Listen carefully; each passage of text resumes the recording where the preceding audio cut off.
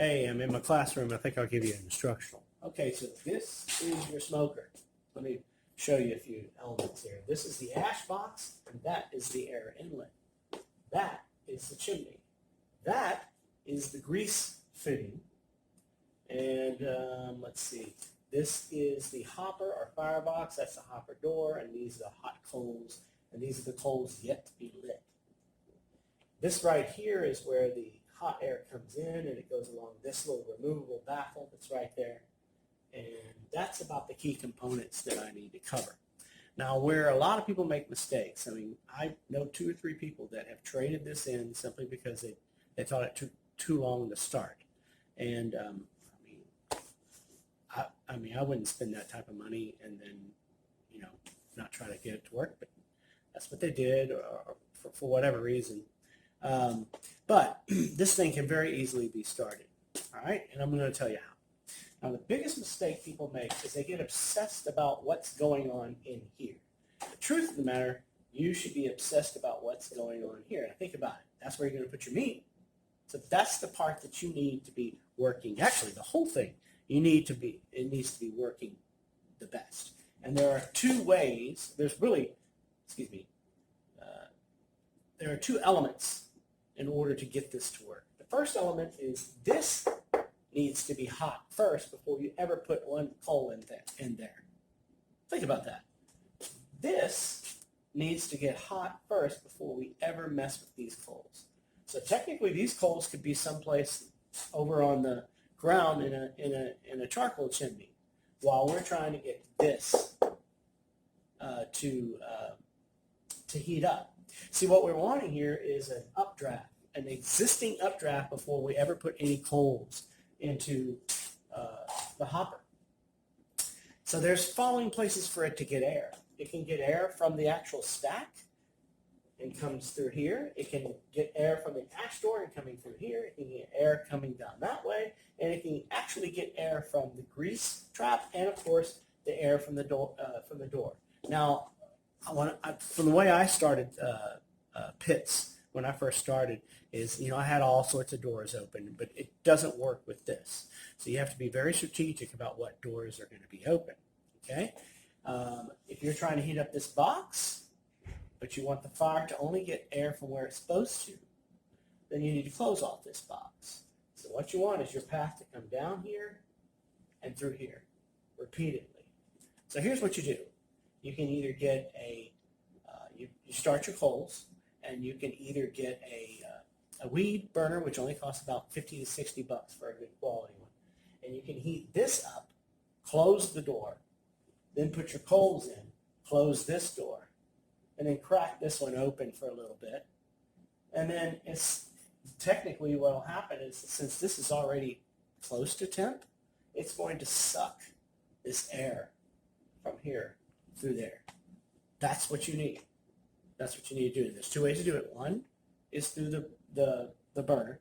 And the second way is actually lighting your charcoal chimney, and then about halfway to where you would be when you're ready to dump, you put it inside, you close the door, you close the hopper, you crack the ash door open, you make sure this cock is open, and you also make sure this grease fitting is closed.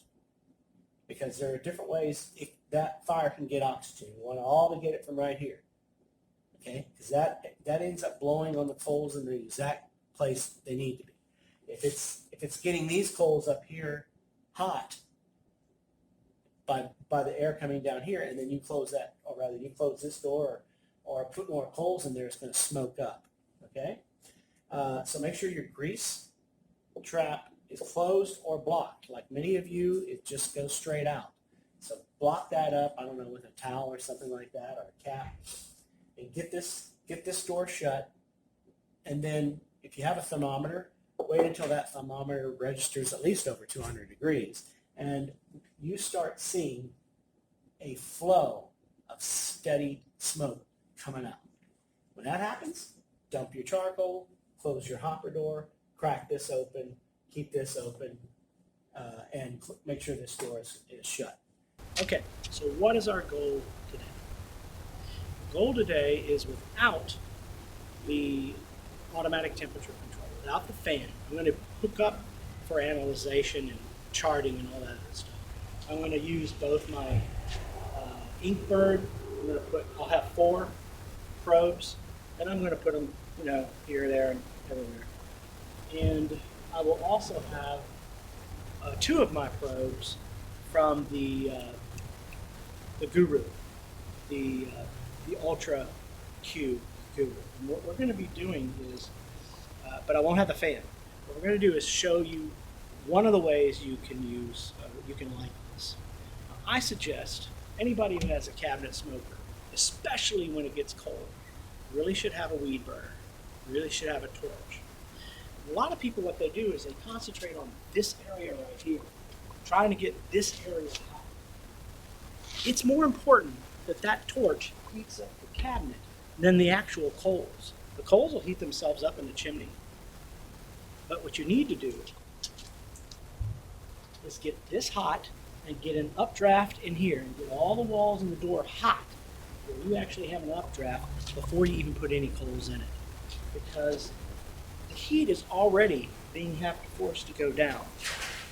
And what we don't want is for the coal in this to block it. It'll take forever. If you already have an updraft, you're going to be sucking the hot air down this chimney until you shut it, down the hopper chimney, and also from the ash filter. So that's what we're going to do, and we're going to see how long it takes from the moment we light the chimney to getting this thing up to temp. Now let's just say you don't want to spend $60 for a weed thing. Although I'm not going to do it tonight because I'd have to empty out the hopper. What I have seen done is they take out, they take out this shelf and this shelf. The heat diverter is put down there, and then they put the charcoal chimney in an aluminum tray. And they put the charcoal chimney, once it's sort of lit, they put it inside of the smoker. What does that do? Well, once it gets going, start it this way, and you close the door to get the inside cabinet hot before you put your coals in. The coals are in there. So that's one way you can get this cabinet hot and get the walls hot and get you an updraft going through here before you ever work with the coals. Because the coals are going to come out, go down the hopper, and you've already got a draft. As long as you shut this door. You got to shut the door once you get that cabinet heated, because you want it to go quickly up this. You don't want the heat to escape. It's one of the reasons why you shut the hopper door. Okay, let's get this thing hooked up and ready. So here's the top shelf. Here's the middle shelf or second shelf. Here's the bottom shelf. Here's where the smoke is coming in. IB means Inkbird. U means Ultra. So what I have is Ultra probe number 1 here, Ultra probe number 2 here, Inkbird 1 here, Inkbird 2 here, Inkbird 3 here, and Inkbird 4. There is no fan. Of course, I haven't confirmed whether it will operate with no fan. I do this because I have such a bad memory, I'm going to forget where things are. Look at the chart to make sure we're getting the right data. I'm going to come here, and right there it says the pit is 81, the food is 79. So it's a little off, but that may have been the last time it registered. Okay, so I got the coals lit. Let me update you on one else. This right here is draped over. This tells you Inkbird 1, Inkbird 2, Inkbird 3, Inkbird 4. These two are the closest to the heat. That's the closest of all 4. And then the Ultra has a probe here, which will be the pit temperature. And this one right here is an extra food. And apparently we're able to send all the information without it having to be hooked up with the fan. So we're just going to use the Ultra for monitoring.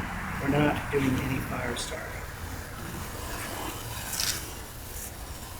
So we're going to wait for the coals to be lit up, And then I'll go ahead and tell you a little bit about this. This is a weed burner. It costs about anywhere between $50 and $60. The only thing I tell you have to watch for is one time, I wonder if the scar I think is gone, but one day, about 10 minutes after I used it, I brushed up against it and I thought I was being stung by hornets, but it was this. The big thing is you'll think that it's broken, but it really isn't. And one of the things you need to do is when you open up this, don't open it all the way, and just barely open this. What happens is if everything's wide open, the gas ends up going out here and it never lights. But we're not going to light this until we have a good fire there. Now remember, if you didn't want to use this, at this point now, at this point where that fire is right now, and yeah, I did use lighter fluid, and if you got a problem with that, that's what I got to say right there. For those of us that know what we're doing, and I'm sure I'll get lots of attention, people saying I don't, well, me and Myron Mixon, we know that if that's the way we want to start it, by the time we're ready to use those coals, everything's going to be burned out. But anyway. Okay, there's the fire. I don't know if you can see. Still has a little bit of ways to go, but I'm getting ready to start up the heating process of the cabinet. So I'm going to open up this valve just a little bit. This valve a little bit so I can hear it.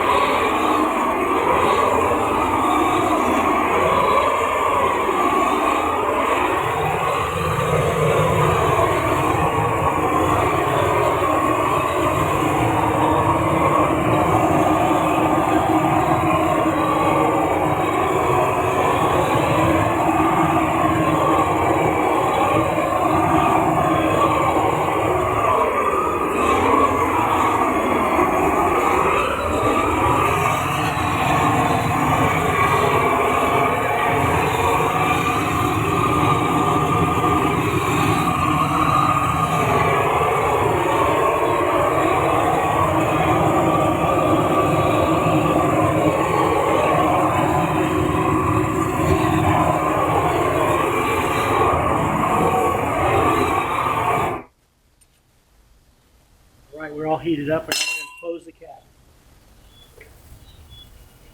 Now this is registering high. Cabinet's now sealed. I don't even know what this is going to end up like. And let's see. I can feel, I can't hold my hand over that. So now it's drawing from here. Open up the hopper.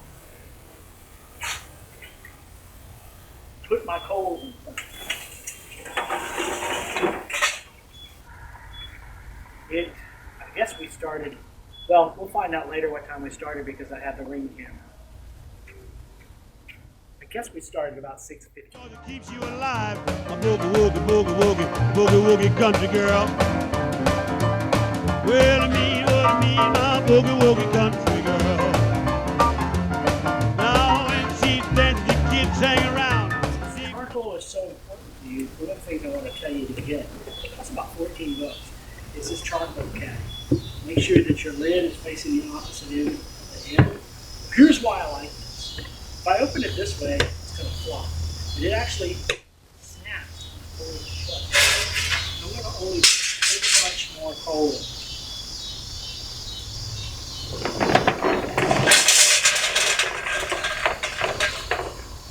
Now, I'll put about half. I'm beginning to see flame coming up from here.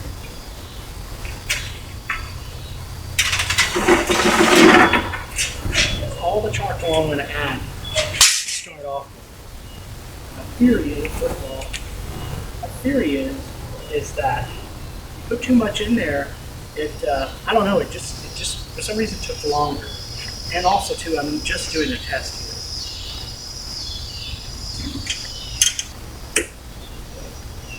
There's only one place this thing is going to wear. It's right here.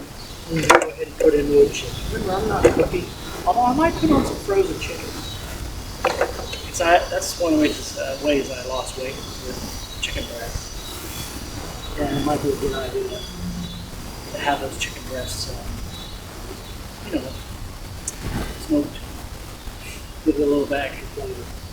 So right now, I'm going to keep, this is more than enough open. I'm going to keep this open. This is open for, let's see, we just kept the hopper open for about 5 minutes. I'm going to come back at 6:30 and see where we are.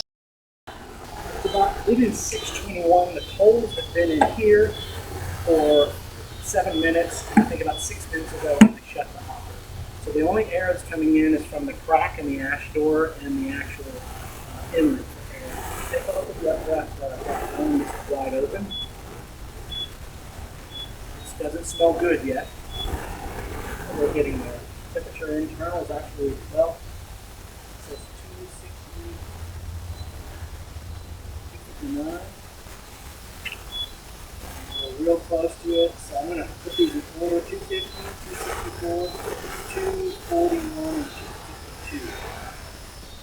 I'm going to come back at 6:30, see where we're on. And by then, technically this cabinet has only been technically on fire for, it'll be 15 minutes by that period of time.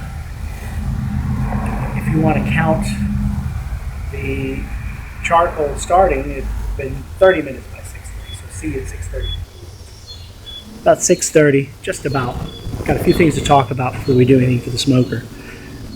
I have logged on to Share My Cook. Now, one of the things I love about Share My Cook and the way BBQ Guru does this is whenever I used to try with the blue, with the, what do you call it, the Bluetooth, especially with Inkbird, it would crash at some point in time and then I'd lose all my data and have to start up all over again.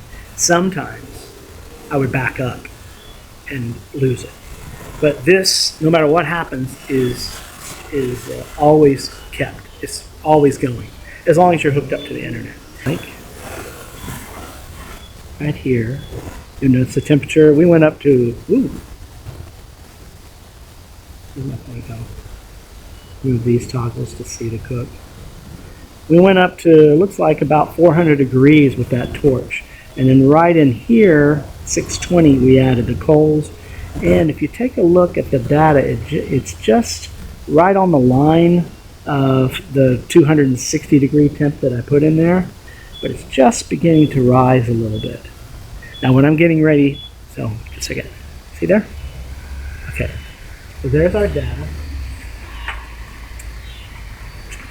I'm going to keep this open.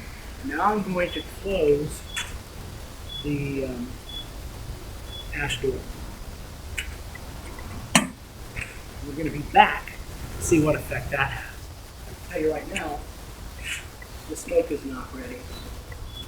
But I am beginning to smell hints of the hickory that I put in there. Okay, it's 6:40. What was it, 6:30? We closed the ash door. Take a look at the data. This is what you want to take a look at right there. You'll notice that there's a line there. It says 260. It is unaffected by that door shutting. So you really didn't need that much more air. So let me tell you what's happening. This right here is sealed, so nothing is coming down. It's sealed, nothing's coming. All the air is coming right through there, and as you can see, everything is stable. Temperatures here, 271 to 262. Remember that 262 is right on the bottom where it should be the height. The 271 is in the middle shelf. Here's the 271. Here's the 273, 263. So about 10-degree difference for the time being. That changes over time. Now, if I look at the heat bird, I'll tell you as we go. You got a probe here, a probe over here, and this is the second shelf, not the top shelf. So it's right about there. And you got a probe here and over here. This one should be the hottest. 264, 309. Hey, that's an owl. Let's see if I can get this. 264, 309, 253, 280. So actually, right here is the hottest. So I think you can agree. Let's see, we put the coal in, it hadn't even been 30 minutes. So now we're just looking for good smoke. Depending on what it is you're trying to put in there, like if it was a brisket, I might go ahead and do it. If it was chicken or something, I'd wait a little bit longer. So we'll come back and smell that in a few minutes. But we do know with the whole thing locked up, by the way, the thermos is the drink. Thermometer, the gauge, looks like it's registering about 260 as well. This is cool to the touch. This is a little warm, kind of like an electric blanket. Hotter here. A little bit less hot there. Cool down here. Too hot to the touch here. Too hot to the touch over here. You could set your phone right here. I got this.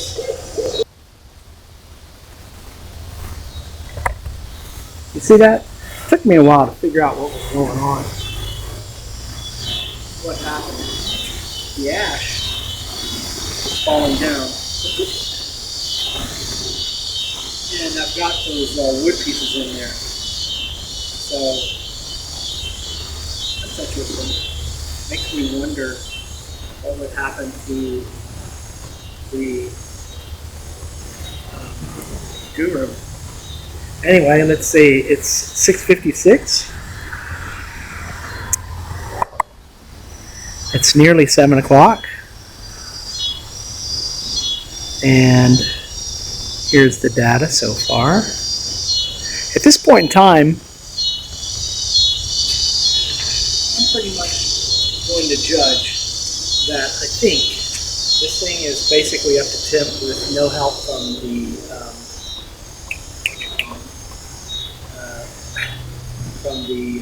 Guru. So we're going to hook the Guru up. We're going to check. Well, actually, putting the Guru on is going to make that orifice, even at its largest, a little smaller. So that'll bring the temperature down. And I'm probably going to turn the top down about 1/4 of the way, so about that angle. And then we're going to be running off of the Guru from here at this point forward. Now, right now, the temperature is, well, at least above at some point in time. Actually, it's in the 270s, 280s right now, so it's above the 260 I set. So while the smoke, what happens is when I choke it down, it's going to get a little smoky. But eventually it's going to settle in, and I am going to put on some chicken. And these are rolls. I'm doing a little experiment to see how far I can go with frozen rolls and all that. So I'll be right back.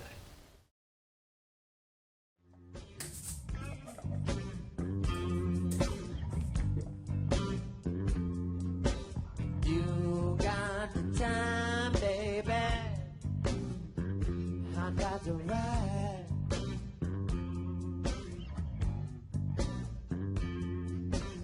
You got the time, baby. I got the right.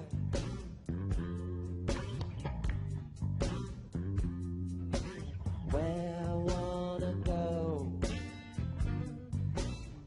keep you satisfied.